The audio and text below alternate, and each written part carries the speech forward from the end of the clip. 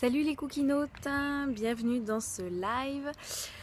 Aujourd'hui j'avais envie de vous parler d'hyper-empathie et vous expliquer comment et pourquoi le fait d'être hyper empathique en fait peut vous faire prendre du poids, en tout cas peut vous faire manger beaucoup plus qu'il ne faut. Alors l'hyper empathie déjà c'est quoi? C'est une façon d'écouter, de ressentir les besoins des autres, les émotions des autres. Et c'est surtout avoir besoin de ressentir les émotions des autres. Alors c'est un état en fait qu'on retrouve souvent chez les personnes donc, qui ont des problèmes de poids et notamment qui souffrent donc, de troubles du comportement alimentaire, que ce soit des crises de boulimie, de l'anorexie ou tout simplement des compulsions alimentaires.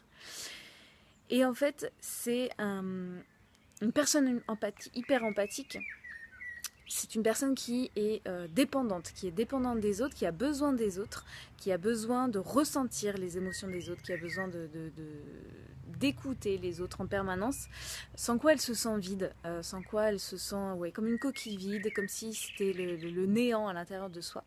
Et en fait, c'est un petit peu un cercle vicieux, c'est-à-dire que plus la personne hyper empathique en fait va rechercher en fait le besoin, les émotions des autres pour se nourrir, en fait pour se remplir tout simplement, plus elle va faire ça et plus le décalage entre les autres qui ont l'air tellement joyeux, tellement vivants, tellement remplis d'émotions, tellement humains en fait, et plus son vide intérieur, l'écart entre les deux va être de plus en plus grand parce qu'elle va finir par se désintéresser complètement d'elle.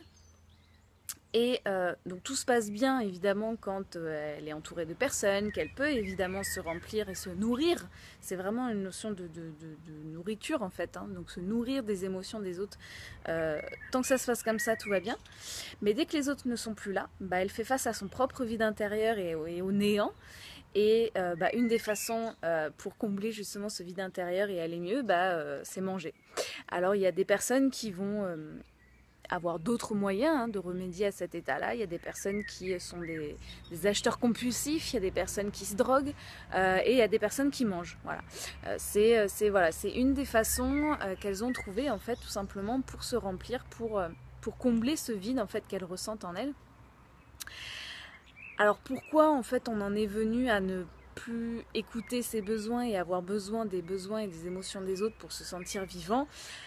Il y a plusieurs choses, bien évidemment, ça peut être dû à l'enfance, le conditionnement à l'enfance y joue pour beaucoup.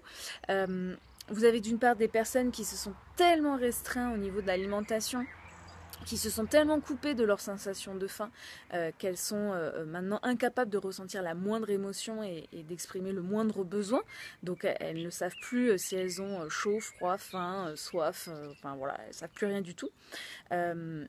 Et donc elles sont obligées de rechercher en fait ces émotions et ces besoins chez les autres, au point qu'elles ne savent même plus qui elles sont. C'est-à-dire qu'elles sont persuadées d'avoir un besoin X, alors qu'en fait c'est le besoin de la voisine d'à côté. Et donc elles sont jamais vraiment totalement elles-mêmes non plus, et en même temps elles le ressentent aussi qu'elles sont plus elles-mêmes. Enfin bref, c'est un petit cercle vicieux pas très sympa. Donc il y a des personnes comme ça, et il y a aussi des personnes qui tout simplement ont peur d'elles-mêmes, ont peur de ce qu'elles pourraient ressentir.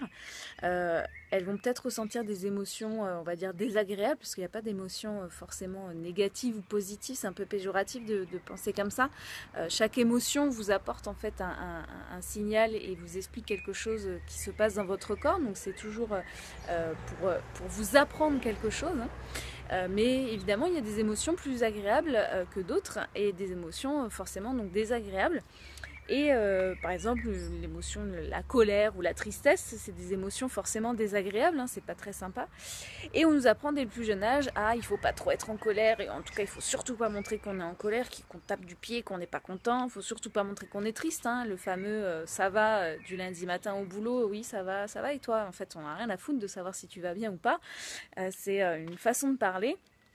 Ça peut très bien ne pas aller, ça va. Donc tout ça, on nous apprend à ne pas en fait montrer nos sentiments, en tout cas pas montrer nos émotions négatives et enfin désagréables plutôt. Et même parfois, celles qui sont agréables, hein, on a tendance à... faudrait pas trop montrer qu'on est trop content, trop joyeux ou trop heureux dans sa vie, hein, parce que ce serait mal vu, ce serait être un peu péteux de montrer qu'on est heureux.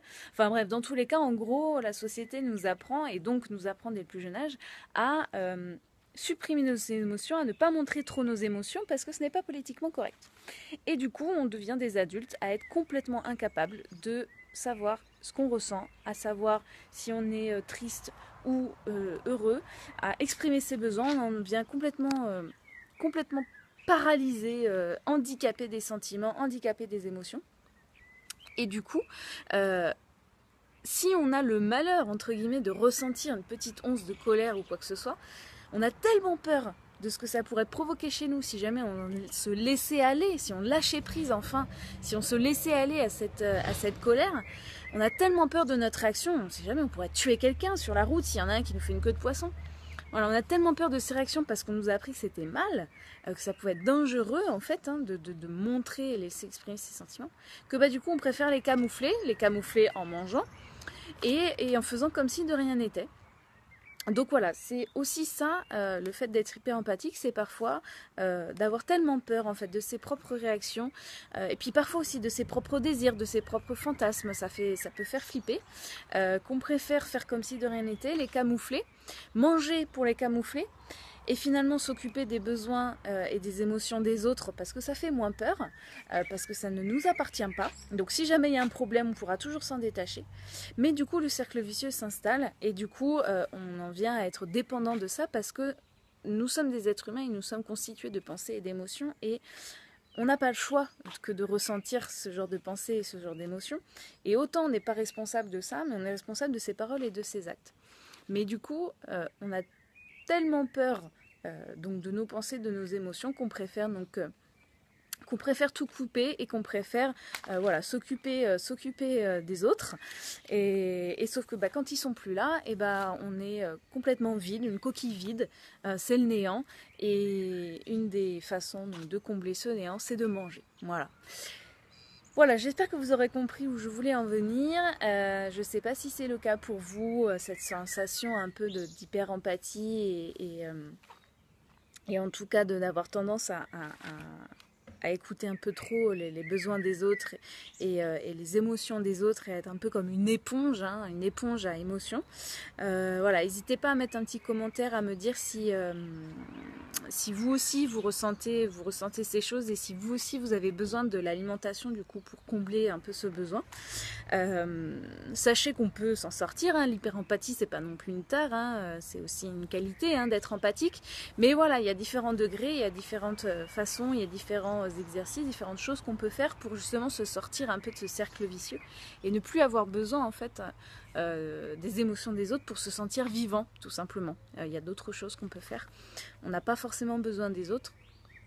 Donc voilà, n'hésitez pas à mettre un petit pouce bleu, vous pouvez aussi partager la vidéo autour de vous, auprès de vos amis pour qu'ils puissent voir un petit peu le sujet de la vidéo et découvrir la page Facebook et le groupe privé, les mangeuses intuitives, donc le nouveau groupe privé de ma page.